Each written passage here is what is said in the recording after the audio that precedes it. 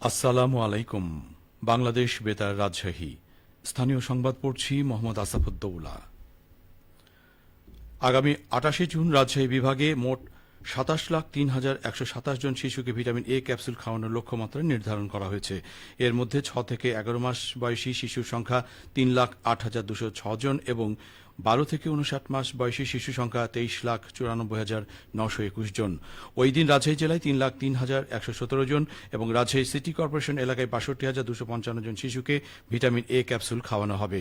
আজ দুপুরে রাজশাহী বিভাগীয় স্বাস্থ্য দপ্তরের সম্মেলন কক্ষে জাতীয় ভিটামিন এ প্লাস ক্যাম্পেইন উপলক্ষে আয়োজিত অবহিতকরণ ও কর্মপরিকল্পনা সভায় ইউনিসেফ ও বিশ্ব স্বাস্থ্য সংস্থার প্রতিনিধিরা এসব তথ্য তুলে ধরেন। সভায় হাম সহ অন্যান্য রোগের জটিলতা থেকে শিশুদের সুরক্ষার জন্য ৬ থেকে ৫৯ মাস বয়সী সকল শিশুকে ভিটামিন এ ক্যাপসুল খাওয়ানো নিশ্চিত করার উপর গুরুত্ব আরোপ করা হয়। একই সঙ্গে ৬ মাসের কম বয়সী শিশুদের রোগ প্রতিরোধ ক্ষমতা গড়ে তুলতে শুধুমাত্র মায়ের দুধ খাওয়ানোর আহ্বান জানানো হয়। বিভাগীয় স্বাস্থ্য পরিচালক ডাক্তার মোহাম্মদ হাবিবুর রহমানের সভাপতিত্বে অনুষ্ঠিত সভায় প্রধান অতিথি হিসেবে উপস্থিত ছিলেন রাজশাহী বিভাগীয় কমিশনার ড আ নম বজলুর রশিদ। বিশেষ অতিথি ছিলেন রাজশাহী রেঞ্জের ডিআইজি মোহাম্মদ শাহজাহান। এদিকে পাবনায় জাতীয় ভিটামিন এ প্লাস ক্যাম্পেইন উদযাপন উপলক্ষে সাংবাদিকদের সাথে এক ওরিয়েন্টেশন কর্মশালা অনুষ্ঠিত হয়। আজ বিকেলে পাবনা সিভিল সার্জন অফিসের কনফারেন্স রুমে এই কর্মশালা অনুষ্ঠিত হয়। Pabna civil surgeon doctor Abul Kalam আজাদের সভাপতিত্বে ওরিয়েন্টেশনে বক্তব্য দেন জেলা প্রশাসক আমিনুল ইসলাম। এবার জেলার ৯টি উপজেলায় ৭৪টি ইউনিয়ন, ৪টি পৌরসভায় ১,৯৩০টি কেন্দ্রে ২৮ জুন সকাল ৮টা থেকে বিকেল ৪টা পর্যন্ত একযোগে ৬ মাস থেকে ৫৯ মাস পর্যন্ত শিশুদেরকে জাতীয় ভিটামিন এ ক্যাপসুল খাওয়ানো হবে। রাজশাহী জেলা পরিষদের উদ্যোগে বীর মুক্তিযোদ্ধাদের মাঝে আর্থিক সহায়তার চেক বিতরণ ও আলোচনা সভা অনুষ্ঠিত হয়েছে। আজ রাজশাহী জেলা পরিষদের সম্মেলন কক্ষে এ অনুষ্ঠানের আয়োজন করা হয়। অনুষ্ঠানে প্রধান অতিথি হিসেবে উপস্থিত ছিলেন রাজশাহী জেলা পরিষদের প্রশাসক বীর মুক্তিযোদ্ধা অ্যাডভোকেট মোহাম্মদ এরশাদ আলী ঈশা। তিনি বলেন, বীর মুক্তিযোদ্ধাদের অসীম ত্যাগ, সাহস ও আত্মবলিদানের মধ্য দিয়ে অর্জিত হয়েছে আমাদের স্বাধীনতা। জাতির এই শ্রেষ্ঠ সন্তানদের প্রতি সম্মান প্রদর্শন করা শুধু রাষ্ট্রের নয়, প্রতিটি নাগরিকের নৈতিক দায়িত্ব। তাদের অবদান নতুন প্রজন্মের কাছে সঠিকভাবে তুলে ধরতে হবে, যাতে তারা মুক্তিযুদ্ধের চেতনা, দেশপ্রেম, মানবিক মূল্যবোধ ও অসাম্প্রদায়িক আদর্শে উদ্বুদ্ধ হয়ে একটি সমৃদ্ধ, উন্নত ও বৈষম্যহীন বাংলাদেশ গঠনে ভূমিকা রাখতে পারে।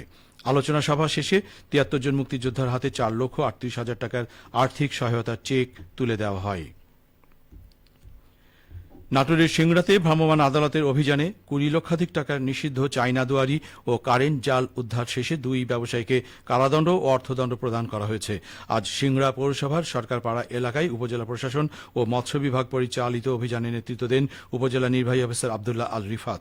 অভিযানে আটক নাটোরের নলডাঙ্গা উপজেলার একডালা গ্রামের জাল সরবরাহকারী শহীদুল সর্দারকে ২ মাসের কারাদণ্ড এবং ৫,০০০ টাকা অর্থদণ্ড এবং অপর জাল ব্যবসায়ী নাটোরের সিংড়া উপজেলার সরকারপাড়া মহল্লার একাব্বর হোসেনকে ২০,০০০ টাকা অর্থদণ্ড ও অনাদায়ী ১৫ দিনের কারাদণ্ড প্রদান করা হয়। এছাড়া পলাতক অপর ব্যবসায়ী আলাউদ্দিনের বিরুদ্ধে সিংড়া থানায় নিয়মিত মামলা দায়ের করা হয়েছে। সিরাজগঞ্জের বিভিন্ন উপজেলায় বোরো ধান কর্তন প্রায় শেষ। এখন মাড়াই, সংরক্ষণ ও বিক্রিতে ব্যস্ত সময় কাটাচ্ছে কৃষকেরা। জেলা কৃষি সম্প্রসারণ অধিদপ্তরের সূত্রে জানা যায়, চলতি বোরো মৌসুমে সিরাজগঞ্জের ৯টি উপজেলায় ১,৪১,৮০০ হেক্টর জমিতে বোরো ধান আবাদ করা হয়েছিল, যা লক্ষ্যমাত্রার চেয়ে প্রায় ৫০০ হেক্টর বেশি। ভালো ফলনের আশায় অধিকাংশ কৃষকেরা স্থানীয় জাতের পাশাপাশি হাইব্রিড ও উচ্চ ফলনশীল জাতের ধান আবাদ করেছিল। ইতিমধ্যেই প্রায় ৮৮% জমির ধান কর্তন সম্পন্ন হয়েছে। প্রতি হেক্টর জমির বোরো ধান কর্তন শেষে চাল মিলছে ৪.২৩ মেট্রিক টন। ফলে লাভবান হচ্ছেন কৃষকেরা। জেলা কৃষি সম্প্রসারণ অধিদপ্তরের উপপরিচালক কৃষিবিদ মঞ্জুরে মাওলা জানান, এবার লক্ষ্যমাত্রা ছাড়িয়েছে বোরো আবাদ। কৃষি বিভাগ থেকে দেওয়া পরামর্শ, সার ব্যবস্থাপনা মেনে চলায় কৃষকেরা বাম্পার ফলন পেয়েছেন। সবশেষে আবহাওয়া। আজ রাজশাহীতে সর্বোচ্চ তাপমাত্রা ছিল ৩৪.৫ ডিগ্রি এবং সর্বনিম্ন ২৬.৫ ডিগ্রি সেলসিয়াস।